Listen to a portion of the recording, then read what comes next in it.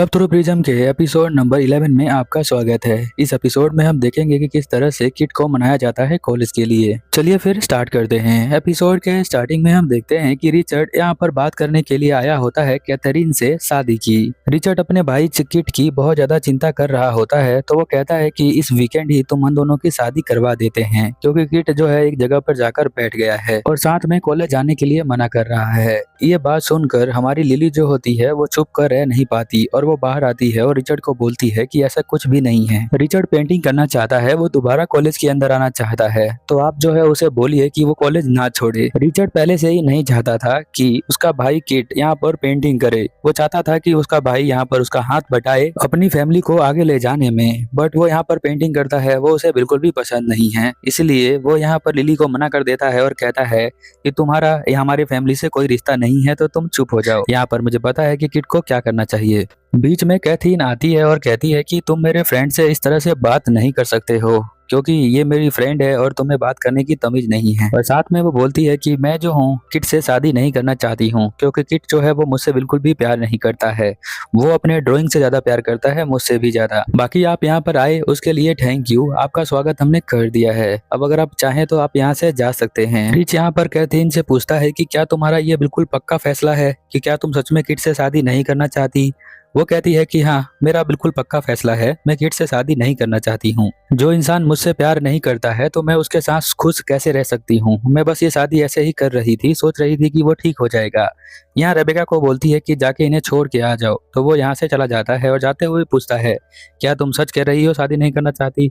वो बोलती है कि हाँ, मैं कह रही हूँ कि मैं शादी नहीं करूंगी उससे। रिचर्ड जो होता है यहाँ पर बाहर आ जाता है, अपनी गाड़ी में बैठता है और वापस चला जाता है अपने महल के अंदर।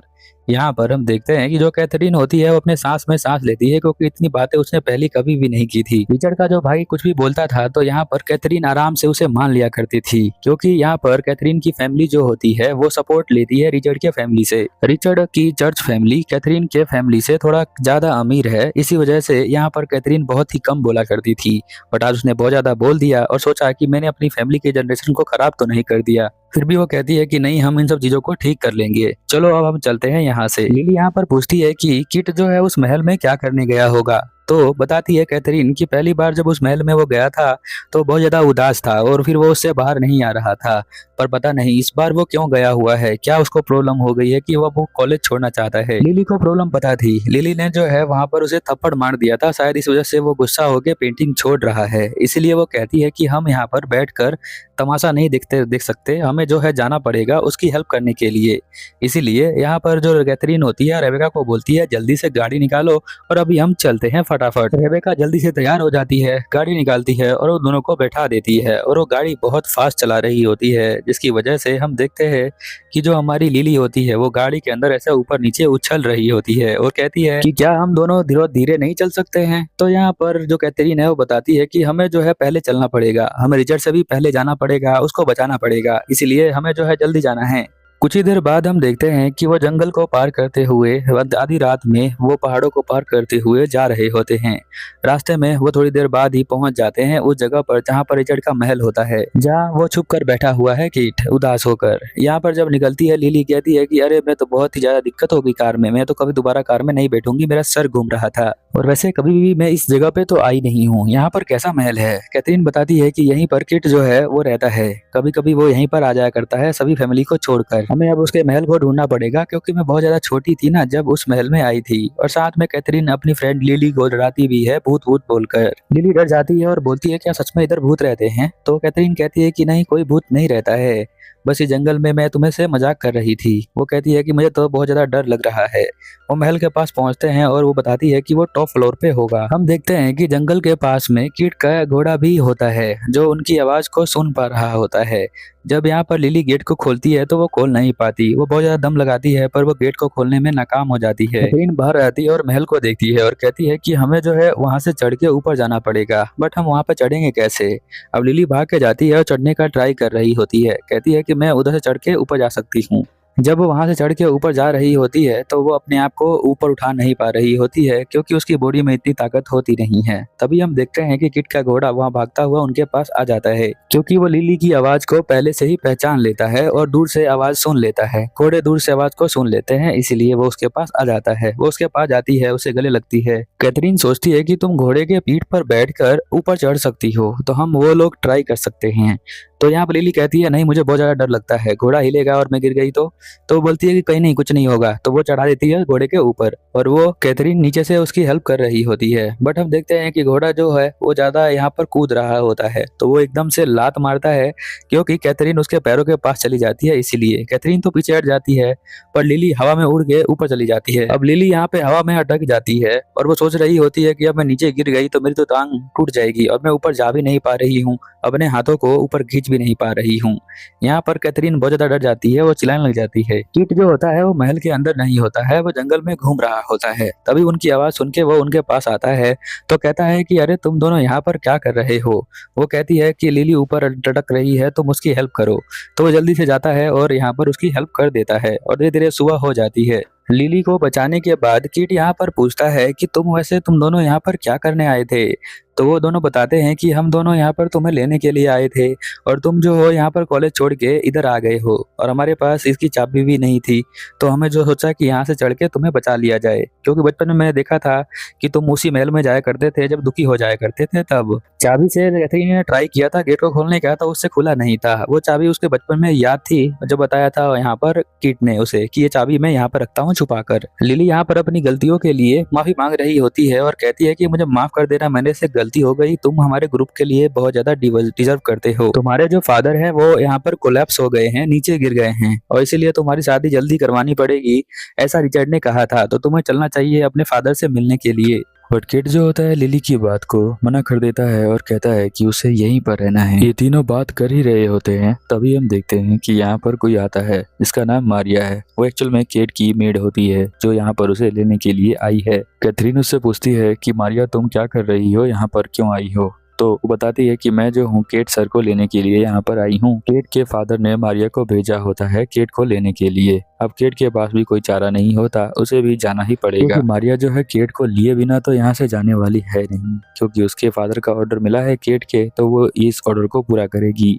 इसलिए वो दोनों को लेकर महल चली जाती है वापस, जहाँ पर हम देखते हैं कि केट के फादर एक बेड पर लेटे होते हैं। उनकी तबीयत बहुत ज्यादा खराब होती है, उनके चेहरे से पता चल रहा होता है। यहाँ पर उसके फादर गुड मॉर्निंग कहते हैं कैथरीन और लिली को और साथ में सॉरी बोलते हैं क्योंकि उनका चेहरा जो है थोड़ा खराब सा लग रहा है और कहीं कैथरीन और लिली इसके चेहरे को देखकर यहाँ पर बुरा ना मान जाए। इसलिए वो कहते हैं मुझे माफ कर देना, मैं जो हूँ तुम्हारे लिए तैयार नहीं हो पाया। कैथरीन यहाँ बोलती है कि कोई बात नहीं है, आपकी तबीयत खराब है तो आपको यहाँ पर रेस्ट लेना चाहिए, हमें कोई दिक्कत नहीं है। इधर हम देखते हैं अगले सीन के अंदर कि रिचर्ड जो होता है स्टेशन पे पहुंच चुका होता है। अब यहाँ पर कैथरीन और लिली को जल्दी बात करनी पड़ेगी, नहीं तो यहाँ पर रिचर्ड पहुंच जाएगा तो दिक्कत हो जाएगी। केट के फादर यहाँ पर बताते हैं लिली को कि उन्होंने उसकी पेंटिंग देखी है, उसकी पेंटिंग काफी ज्यादा अच्छी है और उसे देखकर बहुत अच्छा लगता है उन्हें। यहाँ पर जो लिली होती है वो कहती है कि मुझे आपसे ये जानकर बहुत ज़्यादा खुशी हुई, बट मैं आपसे एक रिक्वेस्ट करना चाहूँगी, अगर आप बुरा ना माने तो मैं क्या बोल सकती हूँ। केट के फादर कहते हैं कि हाँ तुम बिल्कुल बोल सकती हो। केट भी लिली की बातों को सुन रहा होता है, जहाँ पर लिली बताती है कि केट को पेंटिंग छोड़ने के लिए मत बोलिए, केट को वापस कॉलेज के अंदर भेज दीजिए क्योंकि उसे हमारी ज़रूरत है और हमारे ग्रुप में उसकी बहुत ज़्यादा ज़रूरत है। एक्चुअल में हम सभी स्टूडेंट उसके पेंटिंग को देखते हैं और इंस्पायर होते हैं, जिससे कि हमारी पेंटिंग धीरे धीरे और ज़्यादा अच्छी होती जाती है। हम भी चाहते हैं कि हम भी केट की तरह पेंटिंग कर सकें, पर केट की पेंटिंग करने का स्टाइल बिल्कुल अलग है। केट के जो लाइफ के जीने का तरीका है आप उसको चलने दीजिए वैसे के वैसे, ना कि रिचर्ड के कहने पर आप जो है उसके तरीके को चेंज करें। अगर मैंने कुछ ज्यादा बोल दिया हो तो इसके लिए मैं माफी चाहती हूँ। केट के फादर यहाँ पर बताते हैं, वो अपने जवानी के सीन बताते हैं, जहाँ पर वो सबको बता रहे होते हैं कि वो जवानी में बहुत ज़्यादा घूमने का उन्हें शौक हुआ करता था। वो बड़े बड़े रेगिस्तानों में घुमा करते थे, बड़े बड़े जगहों पे जहाँ पे झरने हुआ करते थे वहाँ पर वो घूमते थे और उन्हें ये सब करके बहुत ज़्यादा मजा आया करता था। उनके बड़े भाई इस राज्य को चलाया करते थे, बट उनका एक्सीडेंट हो गया और वो चल बसे इस दुनिया से। इसी वजह से उन्हें यहाँ पर आना पड़ गया। केट की मॉम जो है मुझे यहाँ पर आने के बाद ही मिली थी, वो मुझे बहुत ज़्यादा सपोर्ट करती थी। उसका नाम चार्लोट था, तो वो बहुत ज़्यादा अच्छी थी, बहुत ज़्यादा सुंदर थी, बहुत ज़्यादा केयर करती थी मेरी। उन्हीं ने 2 बच्चों को जन्म दिया। जिनका नाम मैंने रिच और केट रखा। यहाँ पर उन्होंने भी मेरी बहुत ज़्यादा हेल्प करी, बट वो भी मुझे इस दुनिया में छोड़ के चली गई। अब मेरे पास मेरे बेटे हैं, एक का नाम रिचर्ड और एक का नाम कीट है, जिनका मैं पालन पोषण कर रहा हूँ। मैं हमेशा चाहता था कि हमारे बेटों को कोई भी प्रॉब्लम ना हो और वो जो है अपनी ज़िंदगी को अच्छे से जी पाएं।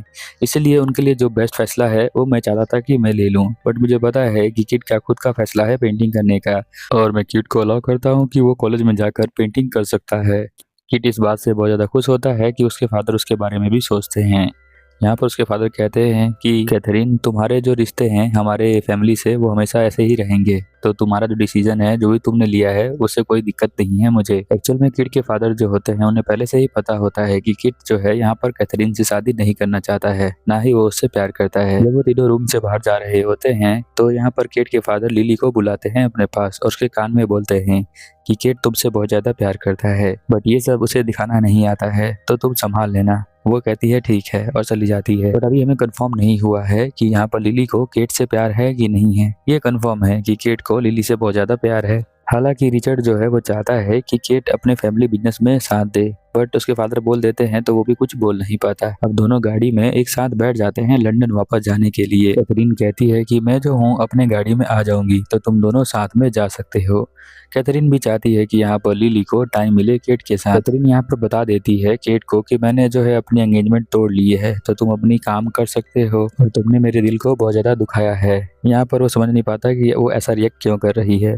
साथ में यहाँ पर केट को बताती है कि बहुत सारी जिम्मेवारियां तुम्हारे ऊपर आने वाली हैं, तो गुड लक। वो एक अच्छे दोस्त की तरह एक दूसरे से हाथ मिलाते हैं और फिर वो कहती है कि मुझे तुम पे बहुत ज्यादा प्राउड है। लिली और केट की गाड़ी यहाँ से चली जाती है और यहाँ पर बचे रह जाते हैं रेबेका और कैथरीन, जो यहाँ पर अपनी गाड़ी से बाद में जाने वाले हैं। इनका सफर जो होता है बहुत लंबा होने वाला होता है, और जैसा कि आपको पता है कि केट जो है बहुत ही कम बोलता है, तो लिली भी बहुत कम बोलती है। दोनों जो है गाड़ी के बाहर देखते रहते हैं, बट एक दूसरे को भी देखते हैं। लिली जो है यहाँ पर सोच रही होती है कि केट के फादर ने उसे जो बोला था क्या वो सच है या कुछ ऐसा अजीब सा है। मुझे तो समझ में नहीं आ रहा कि क्या सच में केट मुझसे प्यार करता है या नहीं करता है। वो जो है थोड़ी कंफ्यूज रहती है, पर उसके स्माइल से लग रहा होता है कि वो शायद उसको पसंद करती है, बट वो चेक करना चाहती है कि वो उससे प्यार करता है तो सामने से आकर उसे बोले। बट यहाँ पर केट तो बोलने में बहुत ज़्यादा अच्छा नहीं है। थोड़ी देर बाद लिली तो जो है थक जाती है और उसके कंधे पे सर रखकर सो जाती है, और वो भी रोक नहीं पाता है, ना ही उसे उठा पाता है। ये एपिसोड यहीं पर खत्म हो जाता है। तो प्लीज वीडियो को लाइक करें, इस बार का लाइक का टारगेट है 100, एंड प्लीज इसे हाइप करवाएं। 10 हाइप होने के बाद इसका एपिसोड मैं जल्द ही आपके लिए लेकर आऊंगा। चलिए फिर मिलते हैं अगले एपिसोड में, तब तक के लिए ओवर एंड आउट।